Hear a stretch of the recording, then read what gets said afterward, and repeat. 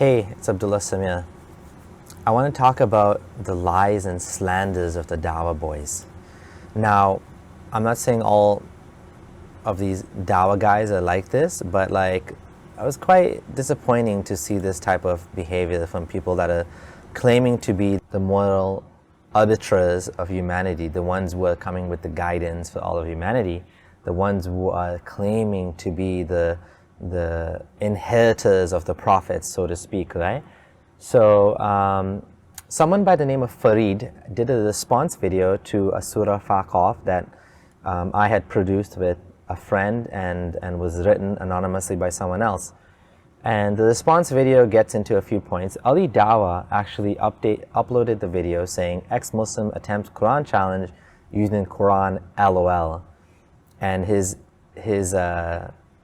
message that he has, his description says, donate to a Dawah organization now. Okay, so that's all he puts.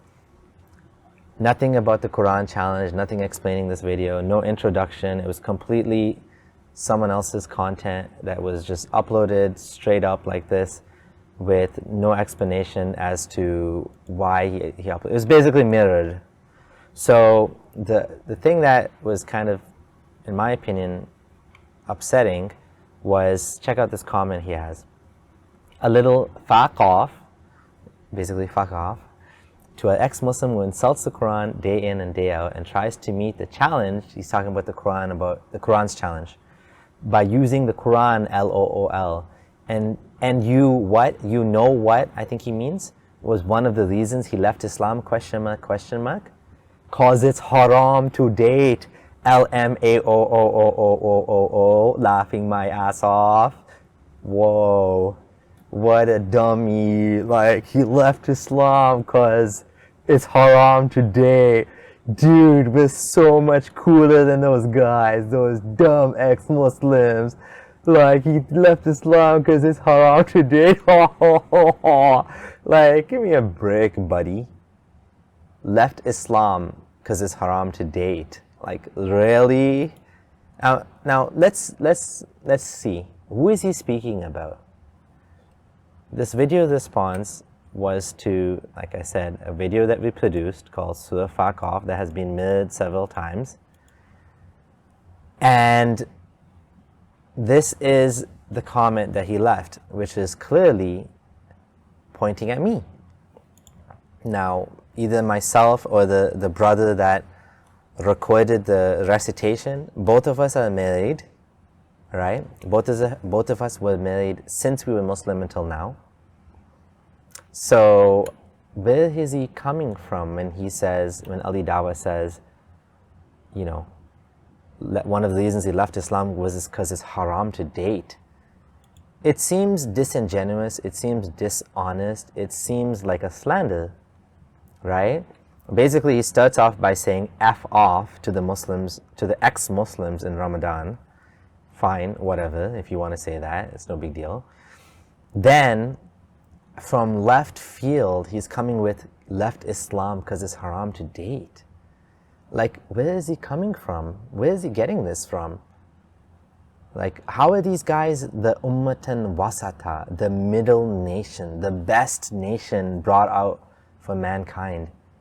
Is the Dawah about bringing forth a message for the people, or insulting and strawmanning and misrepresenting people rather than responding to the claims?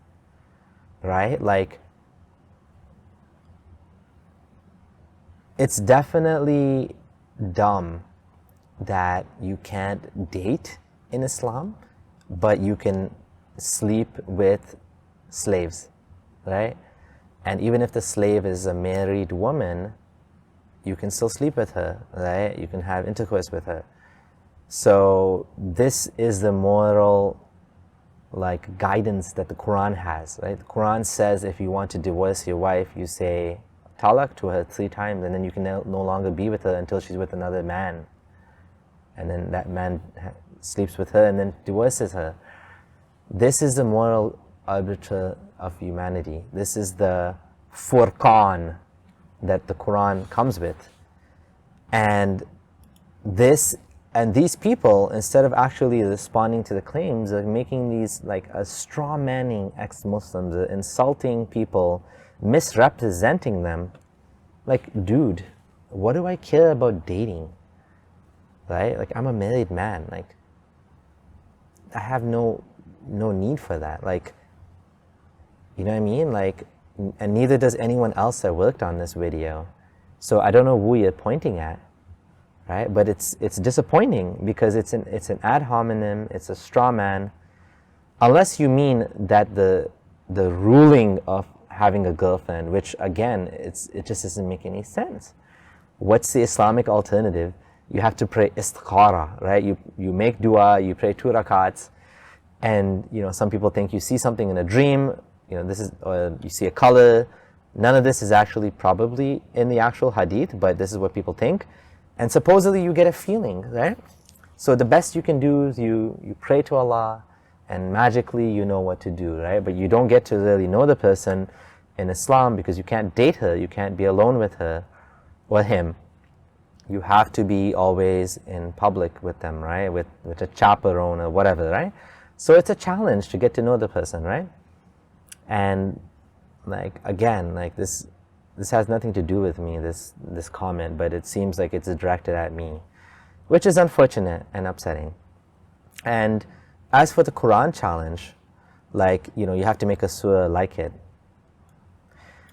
Apparently, if you use the style of the Quran to make a surah like it, that's bad. Okay, that's pretty funny. And if you make a surah that's not like it, they'll say, well, it's not like it. So the surah Faqaf was inspired by the style of the Quran, right? If you haven't seen it, check it out. Some of the comments that Fareed made have to do with the fact that it's silly. Like, it talks about knocking on the door of a harlot. It talks about the braying of a donkey. You know, an illiterate man can only get away with this. You can't write a book, you can't come up with a book like this with other illiterate men. Like, the challenge is nonsensical, it's idiotic, it's so stupid, right? Like, the only people you can get away with are other illiterate people that don't know better. Like, it's such a non-starter, right? It doesn't make any sense, this challenge, right? Like, only I can write a book that no one else can write. Like, let's look at some examples of this amazing book, right? Like, for example, Surah Adiyat. By the racers panting, and the producers of sparks when striking, and the chargers at dawn, stirring up thereby clouds of dust, arriving thereby in the center collectively. Indeed, mankind is to his Lord ungrateful, and he is to that a witness, and he is in love of wealth intense. Okay, and it goes on and on. Like, what is this even talking about? Like, if you look at the tafsir, there's different opinions. But what is it talking about? Like, what is this amazing adiyati dabaha, right? Like, what is this? And even if you look at Surah Kawthar, like, it's all about Muhammad is upset because he didn't have any male children, and his enemies were saying, you are cut off, Muhammad. In return, Allah comes up with this surah saying, no, your enemies are the one that's cut off, and you get Al-Kawthar. We have given you Al-Kawthar, which is a river in paradise. So it's just like, you know, is this so amazing? Like, nobody can write this? Nobody can write, we've granted you Al-Kawthar, so pray and sacrifice to your Lord. Indeed, your enemy is cut off. Like, wow, that's some amazing stuff. We granted you a river, so pray to God and your enemy will be cut off. Like, really? Like, this is so amazing?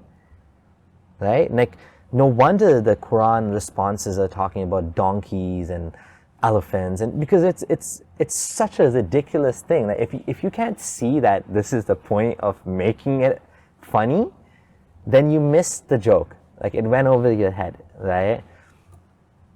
Anyways, this is Abdullah Samir signing out. Thanks for watching. Please stay tuned for more videos coming from me, and if you can spare a bit of money, please check out my Patreon. Thank you so much. Abdullah Samir signing out.